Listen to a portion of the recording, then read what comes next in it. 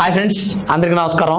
West Bengal రాజకీయాలు ఎప్పుడు ఇంట్రెస్ట్గానే ఉంటాయని నేను గతంలో కూడా చెప్పాను. టీఎంసీ పార్టీ ఓడిపోయిన తర్వాత ఆ పార్టీ నేతల్ని ప్రజలు ఉరికిచ్చి రోడ్ల మీద కొట్టారు, చెప్పులు దండలు వేశారు, గుండు గీకారు, నానా హంగామా చేశారు. ఆ తర్వాత 80 మంది ఎమ్మెల్యేలు గెలిస్తే 60 మంది ఎమ్మెల్యేలు ఒక గ్రూప్గా ఏర్పడ్డారు, రెబల్ గ్రూప్. రితబ్రత బెనర్జీ వాళ్ళకి లీడరు. 20 మంది ఎమ్మెల్యేలు మమతా బెనర్జీ వైపు ఉన్నారు. ఈ 60 మంది ఎమ్మెల్యేలు ఇప్పుడు ఏం చేశారంటే టీఎంసీ పార్టీ అధ్యక్ష పదవి నుంచి మమతా బెనర్జీని తొలగించేస్తున్నామని ప్రకటించారు. ఆమె పార్టీలో ఆమె పరాయిది అయిపోయింది. ఎలాంటి పరిస్థితి చూడండి. 98లో పార్టీ పెట్టి 2011లో అధికారంలోకి వచ్చి అంతకుముందు కాంగ్రెస్ పార్టీలో పనిచేసి అనుభవం ఉండి ఎంత రాజకీయ చతురత ఉండి వైట్ కాటన్ చారీ హవాయి చెప్పులు ధరించి రాజకీయాల్లో ఒక వెలిగినటువంటి సుమారు 15 సంవత్సరాలు బెంగాల్ని నియంత పాలన, నిరంకుశత్వ పాలన, ప్రజలు అసహించుకుంటున్నా వ్యతిరేకించినా ఏ మాత్రం తగ్గలేదు. అలానే వెళ్ళిపోయింది, గుడ్డిగా వెళ్ళిపోయింది. కేంద్ర ప్రభుత్వాన్ని టార్గెట్ చేస్తూ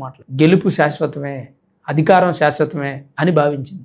కానీ ఏం జరిగింది? అనుకోకుండా పరిస్థితి ఎలా వచ్చింది? తాను స్థాపించినటువంటి పార్టీ, అంచెలంచెలుగా ఎదిగిన పార్టీ, జాతీయ రాజకీయాల్లో చక్రం తిప్పుతాం, బెంగాల్ మాత్రమే కాదని ఎన్నోసార్లు మమతా బెనర్జీ అనుకుంది. కానీ ఏమైంది చివరికి? ఈరోజు రితబ్రత బెనర్జీ టీఎంసీ పార్టీ తరపు నుంచి ప్రధాన ప్రతిపక్ష నేత నేనే అని ప్రతిపక్ష నేత పదవి కూడా కొట్టేశాడు. ఇప్పుడు పార్టీని కొట్టేశాడు. పార్టీ రెండుగా చీలిపోయింది. మమతా బెనర్జీని అధ్యక్ష పదవి నుంచి తొలగిస్తున్నాం, కావాలంటే ప్రధాన సలహాదారుగా ఉండండి అంటున్నాడు. ఒకవైపు అభిషేక్ బెనర్జీ అరెస్ట్ చేయబడ్డాడు. 1 కాదు 2 కాదు, ఎన్ని అవరోధాలు అంటే టీఎంసీ పార్టీకి. రేపు టీఎంసీ పార్టీని కూడా వీళ్లే వశం చేసుకో. ఒకప్పుడు మమతా బెనర్జీ దాన్ని టీఎంసీ పార్టీ, ఇప్పుడు వీళ్ళదే అన్నట్లుగా తయారైంది. అంటే పరిస్థితి చేయి దాటిపోయింది. కొన్ని సందర్భాల్లో మమతా బెనర్జీ పశ్చిమ బెంగాల్ని ప్రత్యేక దేశంగా చేయాలనే ఆలోచనలో కూడా వచ్చారంట. భారతీయుల కంటే బంగ్లాదేశ్ ప్రజలే ఎక్కువ దీదీకి సపోర్ట్ చేస్తారు.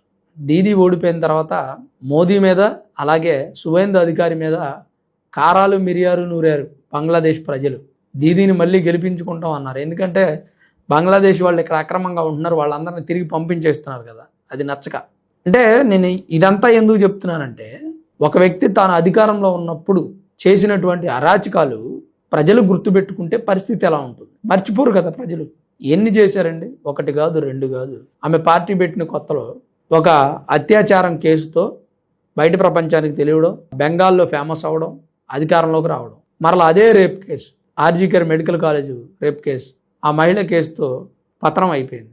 బీజేపీ పార్టీ ఆ కాలేజీలో అత్యాచారం చేసి హత్య చేయబడినటువంటి ఆ ట్రైనీ డాక్టర్ ఎవరైతే ఉన్నారో వాళ్ళ అమ్మగారికి ఎమ్మెల్యే సీట్ ఇచ్చి గెలిపించింది. అలాంటి మహిళలు మరెవ్వరూ కూడా అత్యాచారానికి గురి కాకూడదు, నేను ఖచ్చితంగా బాధ్యత తీసుకుంటాను అని ఆ ఎమ్మెల్యే పోరాడుతోంది. ఆ రాష్ట్రంలో ఉన్నటువంటి అరాచకాలను, హద్దులేని తనాన్ని, మితిమీరినటువంటి తనాన్ని ప్రజలు అణిచివేయడానికి చాలా ప్రయత్నాలు చేశారు. వాళ్ళకి అండగా నిలబడేటువంటి ఒక పార్టీ కూడా దొరకల. ఈవెన్ ఒకప్పుడు సిపిఎం సిపిఐ పార్టీ అక్కడ కమ్యూనిస్టులు రాజ్యం వేయలేరు.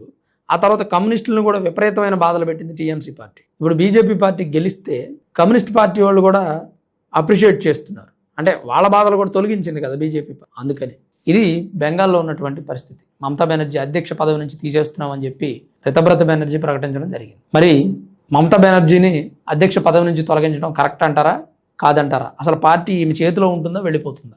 తప్పకుండా మీ అభిప్రాయాన్ని కామెంట్ చేయండి. Thanks for watching this video. This is Ram signing off సన్మన్ studios.